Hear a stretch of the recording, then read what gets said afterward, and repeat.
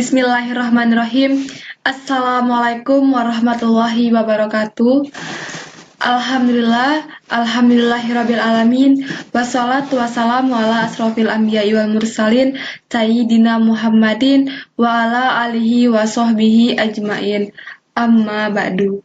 Yang saya hormati Bapak Fadlul Mubarak, SSI, MSI, selaku dosen pengampuh mata kuliah Ekonometrika. Pertama-tama, marilah kita haturkan puji syukur kita kehadirat Allah Subhanahu wa Ta'ala yang telah memberikan kesempatan untuk dapat menyelesaikan tugas 3 Ekonometrika ini. Sholawat beriringkan salam, tidak lupa pula marilah kita junjungkan kepada Nabi Agung, Nabi besar Muhammad Sallallahu Alaihi Wasallam yang telah membawa kita dari zaman kebodohan menuju zaman yang terang menerang penuh dengan iman, ihsan, serta takwa. Baiklah, sebelum saya memulai praktikum saya pada kali ini, izinkan saya memperkenalkan diri terlebih dahulu. Perkenalkan, saya Yeni Kurnia dengan NIM 501200443. Saya merupakan mahasiswi dari kelas 4D Ekonomi Syariah.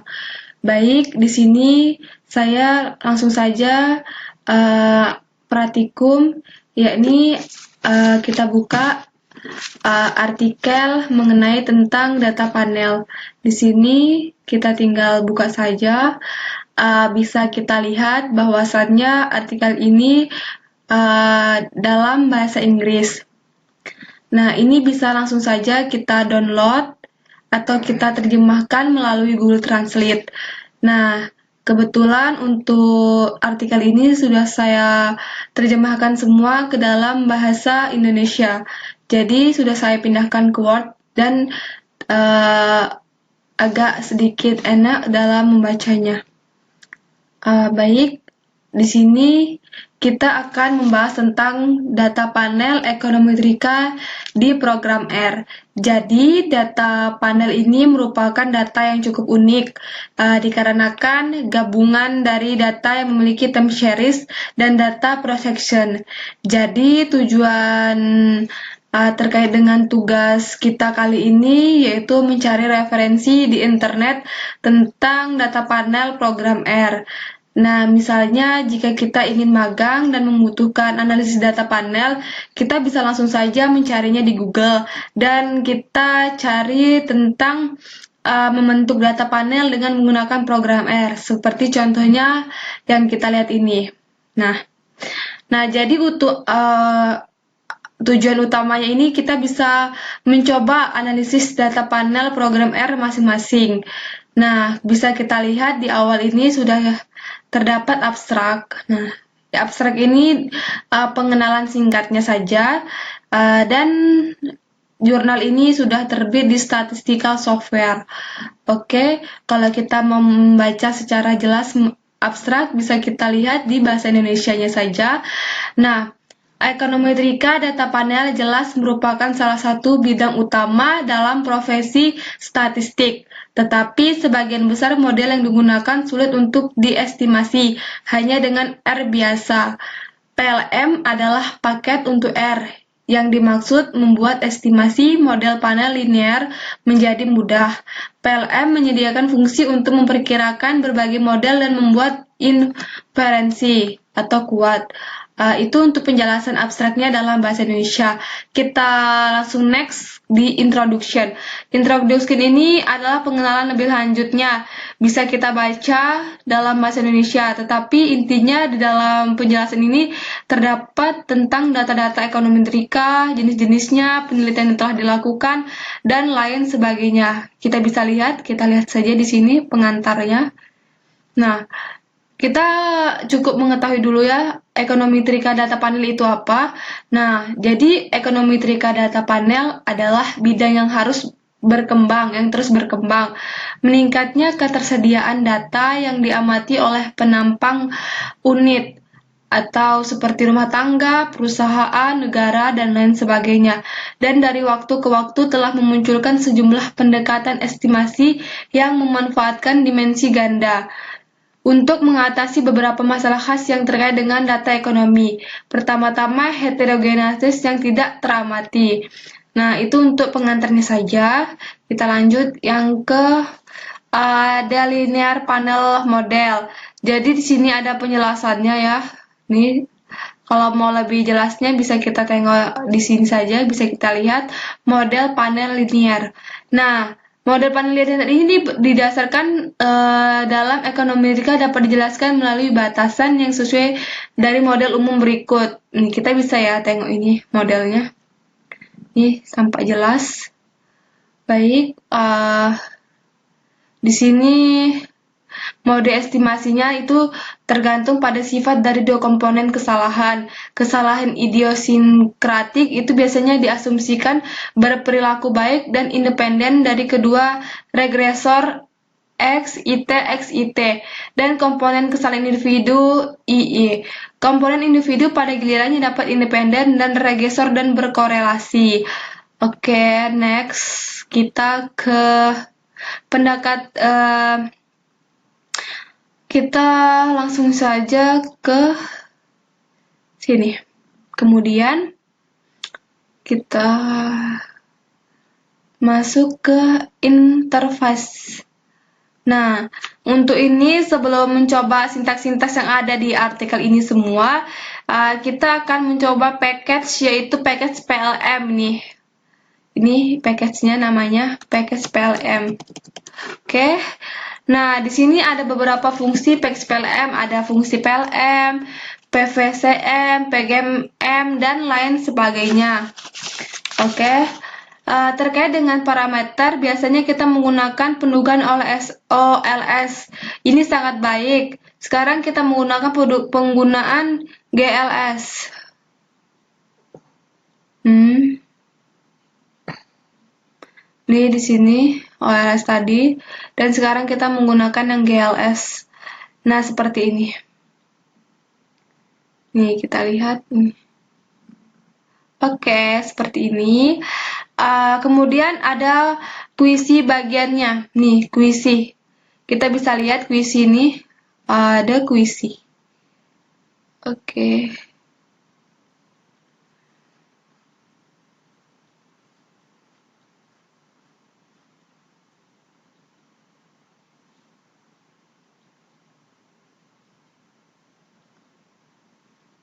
Di sini ya. Bisa kita lihat. Lalu untuk estimasinya itu variansasinya.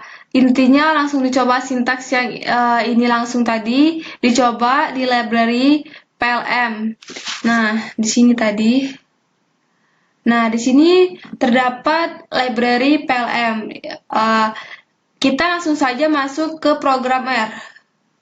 Nah, dikarenakan sintaks-sintaks yang ada di artikel tersebut sudah saya ketik dan sudah saya copy terlebih dahulu, jadi sini saya tinggal membukanya saja.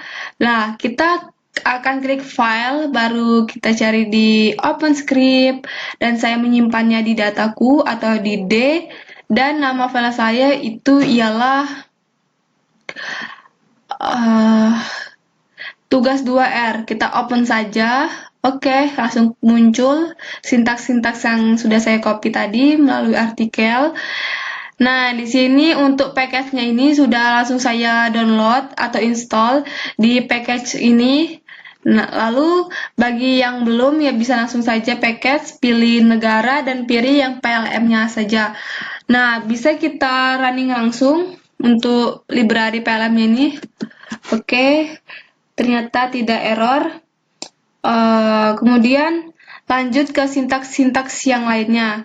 Nah, bisa kita coba saja sintaks yang data PLM ini ada MPIUK, ada produk, ada Grandflat, ada Wax. Nah, sini kita langsung running.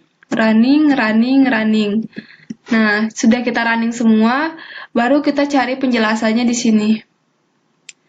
Nah, di sini data tadi itu dapatnya dari sini. Nah, di sini dia kalau untuk penjelasan bahasa Indonesianya ada di sini. ada di mengelola data dan formula. Tadi kan library kan perpustakaan nih. Ini.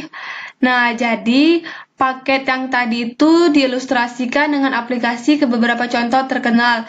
Itu dibuat dengan menggunakan yang tadi sintaks yang ini tadi. Ini library nih. Oke, next.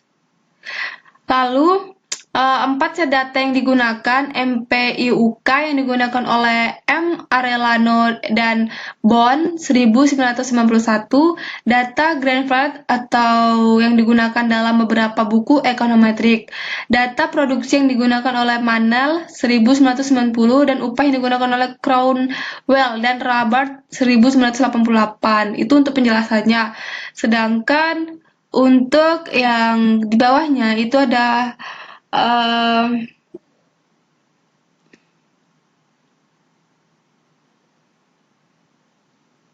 di sini kita menggunakan, kemudian lanjut ke sintaks-sintaks yang lainnya ya, yang ada di bawah. Ini terkait dengan data yang sudah ada di package yang tadi, yang di artikel tadi. Package PLM sudah berisi fungsi-fungsi dan datanya. Nah, copy sekaligus data-data, kemudian tempel di program R. Jadi, kebetulan saja ini saya copy dan saya tempel dan saya tampilkan di dalam program R. Nah, lalu kita coba satu-satu di R-nya, kemudian munculkan datanya. Kemudian struktur data bisa dilihat kalau kita mau munculkan yang ini, yang data grand nih. Nah, kita copy lalu kita munculkan di R. Sudah kita munculkan tadi? Belum, sepertinya belum saja kita munculkan. Kita munculkan dulu. Oke, keluar datanya seperti yang bisa kita lihat ini. Oke. Lalu kita mau memunculkan bagian bawahnya, yaitu tilenya, kemudian kita running. Kita langsung running saja. Oke. Nah, kemudian kita bisa mengambil beberapa bagian saja sebenarnya dari data yang frame ini. Fungsinya dijadikan satu bagian. Nah, ini data yang selanjutnya ada 4 data. Nah, ada 4 data ini ya. Jadi, data MP1AK diambil bagian frame-nya. Nih, diambil dan ini tadi diambil bagian frame-nya saja, lalu year atau tahun. Sudah itu kita ambil bagian indeksnya. Oke. Kemudian row names. Di sini kita lihat drop index itu true, sedangkan row names itu juga true.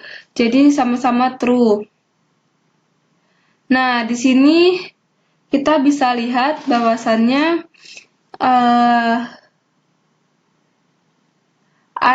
terdapat perbedaan ya. Nah,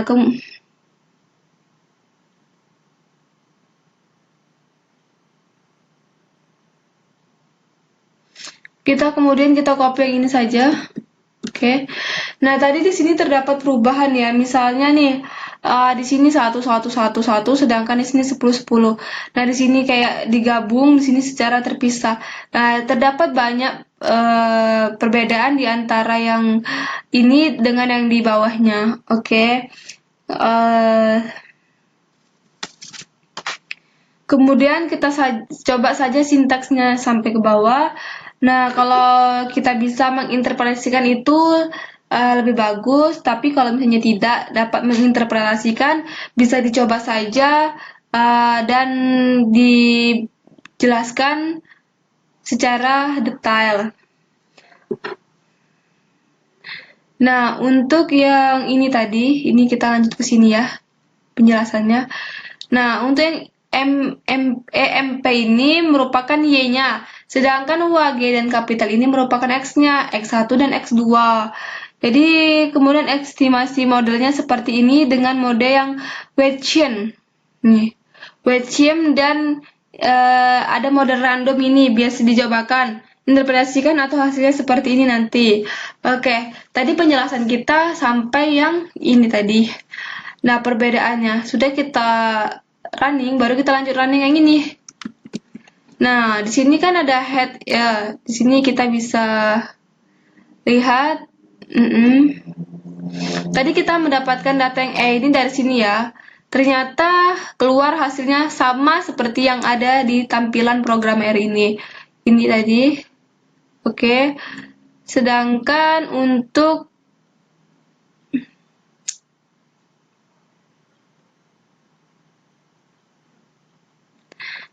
dua argumen ini selanjutnya adalah logis.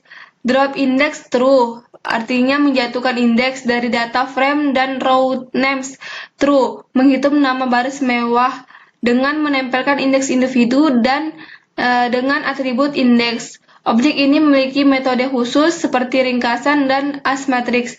Yang pertama menunjukkan variasi total variabel dan bagian dari variasi ini karena dimensi individu dan waktu. Yang terakhir memberikan representasi matriks dari seri dengan secara default individu sebagai baris dan waktu sebagai kolom. Sudah. Lalu kita yang ini tadi, yang indeks ini kita running juga. Ini tidak kita running ya. Oke. Nah, perbedaan juga ya antara yang atas sama yang bawah bisa kita lihat ya. Pasti berbeda, kita running lagi, running. Nah, di head ini nih hanya tertampilkan tahunnya saja. Yang lainnya tidak tertampilkan, sedangkan yang untuk yang ini summary ialah tertampil ada min, kuartil, median, maksimal, dan lain sebagainya.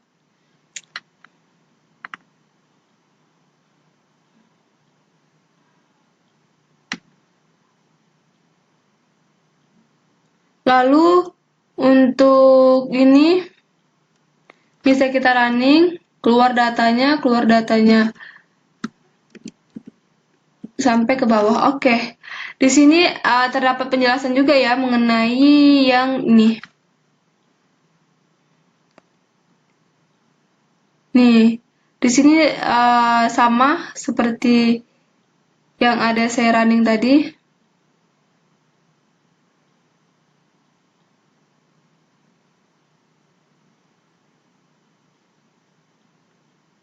Tuh, ternyata sama datanya.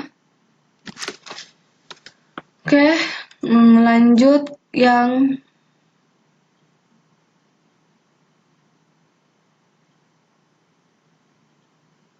ini. Sedangkan yang ini tadi sudah saya jelaskan apa saja. Penjelasan yang lebih lengkap ada sih di sini di rumus. Nah, dalam beberapa keadaan, rumus standar tidak perlu berguna untuk menggambarkan model, terutama saat menggunakan variabel instrumental seperti estimator. Untuk menangani situasi ini, kami menggunakan paket formula. Paket formula menyediakan kelas yang memungkinkan untuk membuat formula multi-bagian. Setiap bagian dipisahkan oleh tanda pita, seperti ini. Oke, rumusnya bisa kita lihat seperti yang ada di R tadi yang telah saya tampilkan. Nah, dalam kedua kasus ini berarti bagian sebelumnya yang menggambarkan covariat dan bagian ini diperbarui. Ini sangat menarik ketika ada beberapa instrumen eksternal. Oke, sudah. Kita next lagi ke yang ini. Oke. Nah, di sini langsung keluar datanya ya. Di sini ada yang signifikan, ada yang terkuat, ada yang terlemah. Kita bisa lihat di kapital ada 3 bintang, dan sedangkan di intercept itu ada 1 bintang. Jadi kita bisa tahu yang lemah dan yang kuat itu yang mana gitu. Nah, kita cari pembahasannya di sini.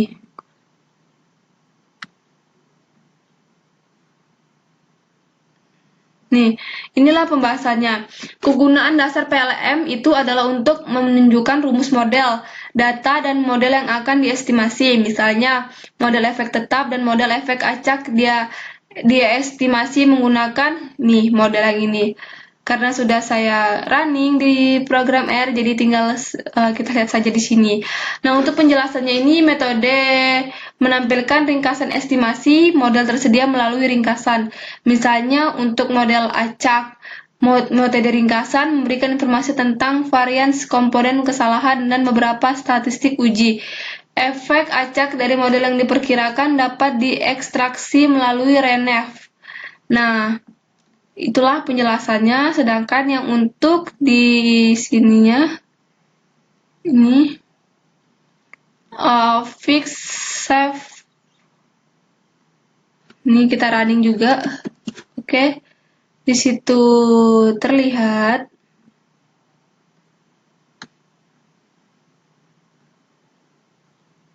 nah, ini adalah sintaksnya. Nah, di sini efek dari model efek tetap diekstraksi dengan mudah menggunakan fixsave.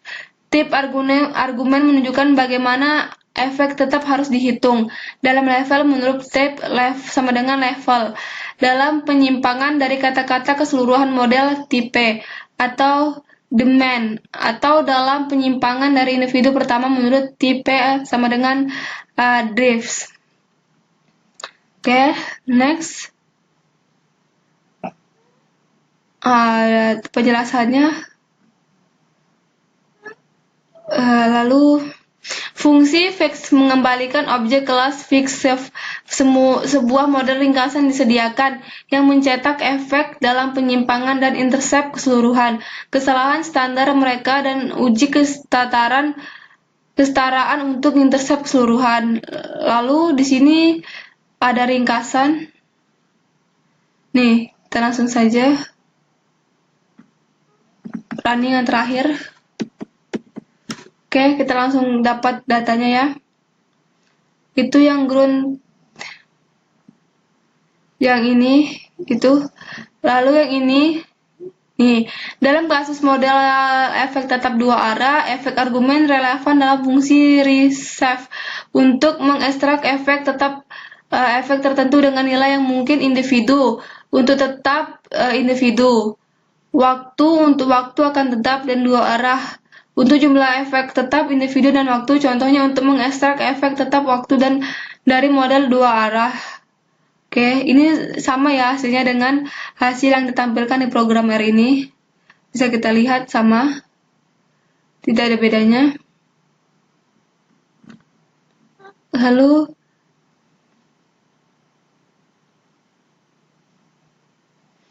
Lalu mungkin untuk penjelasannya sampai sini, karena kalau mau dicoba sampai ke bawah itu sepertinya agak sulit. Jadi sintaks yang dikerjakan sampai sini saja dan sudah kita running dan alhamdulillah tidak ada yang error. Ini bisa kita lihat saja ya. Lalu kita lihat penjelasan terakhir. Oke, penjelasan terakhir yang ini. Oke, kita lihat ya. Untuk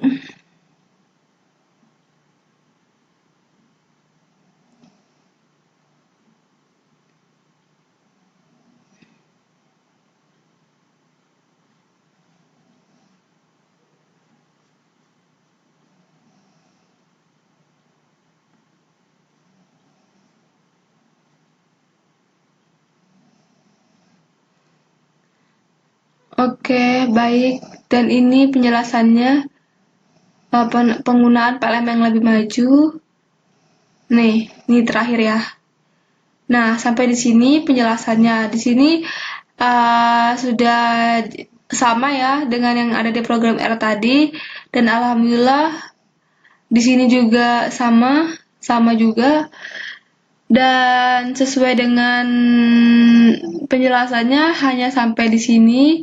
Mungkin sudah saya coba dan sudah saya lakukan analisis dan ternyata itu sama dengan yang ada di artikel. Baik, mungkin itu saja yang dapat saya praktikumkan. Jikalau saya terdapat kesalahan, mohon maaf yang sebesar-besarnya dan mohon kritik dan saran yang membangun untuk saya bisa lebih memperbaiki dalam kesalahan saya. Baik, saya ucapkan terima kasih bagi teman-teman sekalian yang telah menonton video praktikum saya. Semoga dapat bermanfaat dan sampai jumpa di lain pertemuan. Saya akhiri, wabillahi taufiq wal hidayah. Wassalamualaikum warahmatullahi wabarakatuh. Dadah.